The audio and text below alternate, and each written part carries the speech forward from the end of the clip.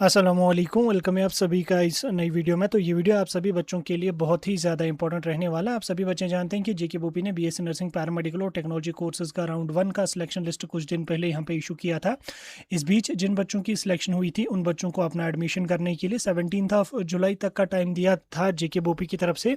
जिन जिन बच्चों को कॉलेज और कोर्स पसंद आया था, होपफुली उन सभी बच्चों ने अपना कॉलेज और कोर्स अपने कॉलेज में जाके अपना कोर्स कन्फर्म करके अपने एडमिशन की फॉर्मेलिटीज़ वगैरह जो होंगी वो कंप्लीट करी होंगी। अब देखो, राउंड 1 का हमारा एडमिशन का प्रोसेस पूरी तरह से कंप्लीट हो चुका है। अब हमारा राउंड 2 यहाँ पे स्टार्ट हो रहा है। तो राउंड 2 के बारे में भी आपके साथ हम डिटेल में बात करेंगे, लेकिन उससे पहले कुछ चीज़ें आपके साथ मुझे डिस्कस करनी है।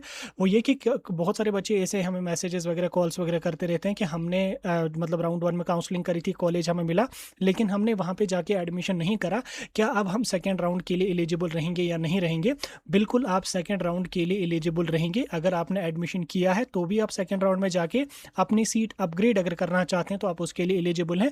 और अगर आपने राउंड 1 के अलॉटेड कॉलेज में एडमिशन ही नहीं किया है, स्टिल आप राउंड 2 के लिए एलिजिबल हैं। और अगर आपने एडमिशन करके अपनी सीट कैंसिल करी है, रेजिग्नेशन लेटर डाली है, स्टिल आप राउंड 2 के लिए एलिजिबल हैं।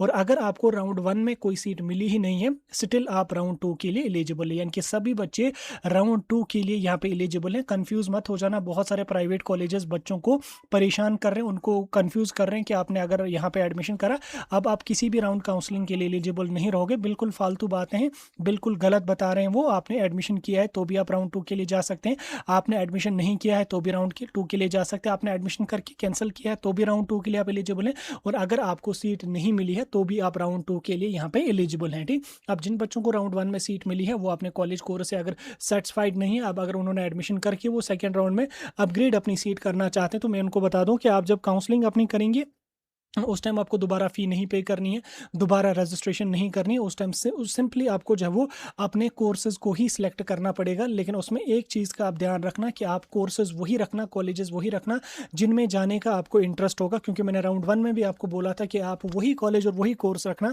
जिसमें अगर आपको सीट मिलती है तो आप अपनी सीट कन्फर्म करके एडमिशन की फॉर्मेलिटीज़ को कंप्लीट करेंगे, वहाँ पर अपनी स्टडी करेंगे। लेकिन अनफॉर्चुनेटली बहुत सारे बच्चे ऐसे खुदगर्ज होते हैं जो जिनका स्कोर अच्छा खासा होकर वो ऐसे कॉलेजेस को प्रेफरेंस दे देते हैं जहां उनके जाने का कोई इंटरेस्ट होता ही नहीं है, या जिन बच्चों को एडमिशन करना ही नहीं होता है, स्टिल वो बच्चे काउंसलिंग में पार्टिसिपेट करके सीट ले लेते हैं। बहुत सारे बच्चे ऐसे भी होते हैं फिर जो डिजर्विंग होते हैं, जिनको सीट मिलनी चाहिए, या जो पिछले 1-2 साल से ड्रॉप लिए हुए होते हैं, वो बॉर्डर लाइन पे होते हैं, तो वो बच्चे कहीं ना कहीं फंस जाते हैं फिर। तो इसलिए ऐसे बच्चों से मेरी रिक्वेस्ट है कि अगर आपको अपना एडमिशन नहीं करना है इसमें, तो प्लीज़ एंड प्लीज़ आप सेकेंड राउंड के लिए पार्टिसिपेट नहीं करना, सो दैट कि आपकी जो सीट वैकेंट रहेगी वो किसी डिजर्विंग बच्चे को मिलेगी, वो उस बच्चे को मिलेगी जो इंटरेस्टेड है इस कोर्स को करने के लिए। तो इसलिए इस चीज़ का ध्यान रखना। ठीक, जब आप राउंड 2 में अपनी काउंसलिंग करेंगे, जिन बच्चों ने ऑलरेडी रजिस्ट्रेशन करी है, 1000 फ़ी पे करी है राउंड 1 में, उनको दोबारा 1000 रुपीज़ फ़ी पे करने की ज़रूरत नहीं, उनको दोबारा रजिस्ट्रेशन करने की ज़रूरत नहीं है। उनको सिंपली अपना पोर्टल लॉगिन करना पड़ेगा, जो आपको राउंड 1 में आपका एप्लीकेशन नंबर और राउंड 1 में जो पासवर्ड आपको मिला है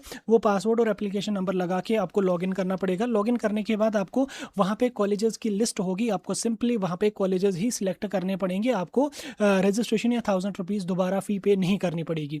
बहुत सारे बच्चे ऐसे भी होंगे जो राउंड 1 के लिए तो एलिजिबल नहीं थे, लेकिन उन्होंने राउंड 1 में मतलब राउंड 1 के लिए तो एलिजिबल थे, लेकिन उन्होंने किसी भी रीज़न की वजह से राउंड 1 में काउंसलिंग नहीं करी। तो वो बच्चे भी टेंशन मत लो, आपके लिए फ्रेश रजिस्ट्रेशन भी ओपन रहेगी राउंड 2 में, तो आप फ्रेश रजिस्ट्रेशन भी अपनी राउंड 2 में कर सकते हैं, कोई मसला इसमें नहीं है। अब राउंड 1 हमारा ऑलमोस्ट यहाँ पे सक्सेसफुली कंप्लीट हो चुका है। अब आज 18 ऑफ जुलाई है, कल लास्ट डेट थी 17 ऑफ जुलाई को।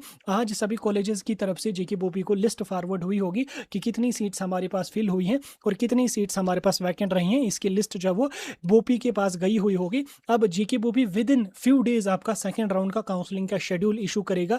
मे बी जुलाई के एंड तक ही ये हो सकती है, क्योंकि आगे चल के फिर इनको नीट की काउंसलिंग करनी है, नीट का पीएमएल करना, रिलीज करना, उसकी रजिस्ट्रेशन, उसकी काउंसलिंग। जब ये नीट की काउंसलिंग में फंस जाते हैं तो फिर ये 2-3 राउंड नीट के ही पहले कर लेते हैं, फिर वो किसी और कोर्स में काउंसलिंग करने का चांस ज़्यादा नहीं रहता। इसलिए यहाँ पे बहुत ज़्यादा चांसेस लग रहे हैं कि जेके बोपी बीएससी नर्सिंग का राउंड 2 नीट की काउंसलिंग से पहले करेगी। और अगर पहले किया तो लगभग जुलाई की लास्ट वीक तक आपको जब वो राउंड 2 का काउंसलिंग का शेड्यूल देखने को मिलेगा और राउंड 2 काउंसलिंग आपकी ऑफलाइन मोड में रहेगी। लेकिन इसमें मैक्सिमम चांसेस ये हैं कि जो हॉरिजॉन्टल कैटेगरीज के बच्चे हैं या जो हॉरिजॉन्टल कैटेगरी की जो सीट्स हैं जिसमें जेकेपीएम आता है, सपोर्ट्स आता है, पीडब्ल्यूडी आता है, मोर प्रोबेबली इसकी पहले काउंसलिंग हो जाएगी और उसकी काउंसलिंग ऑफलाइन मोड में रह सकती है। बाकी जो सभी बच्चों का राउंड 2 है वो ऑनलाइन मोड में होगा और जुलाई एंड वीक या अगस्त के फर्स्ट वीक तक आपको काउंसलिंग देखने को मिलेगी। हाँ, अगर फिर बोर्ड ने डिसाइड करा कि पहले नीट का ही निपटा देते तो फिर मोर प्रोबेबली डिले हो सकती है। वैसे ज़्यादा चांसेस नहीं लग रहे हैं कि नीट की पहले होगी, पहले मोर प्रोबेबली बीएससी की ही कर लेंगे ये लोग, क्योंकि नीट का भी ऑल इंडिया कोटा का भी काउंसलिंग का शेड्यूल आएगा। साथ में अभी roll number wise merit list भी जेकेपीओपी इशू करेगी। आफ्टर दैट फिर पीएमएल का जो प्रोसेस है वो यहाँ पे चलता रहेगा। तो बाकी वो आगे चल के आपको हम समझाते रहेंगे। फिलहाल के लिए मैंने राउंड 2 के बारे में आपको थोड़ा अपडेट दे दिया कि अगस्त तक आपका राउंड 2 स्टार्ट हो जाएगा। राउंड 2 आपका डेफिनेटली होगा, 100% आपका राउंड 2 होगा।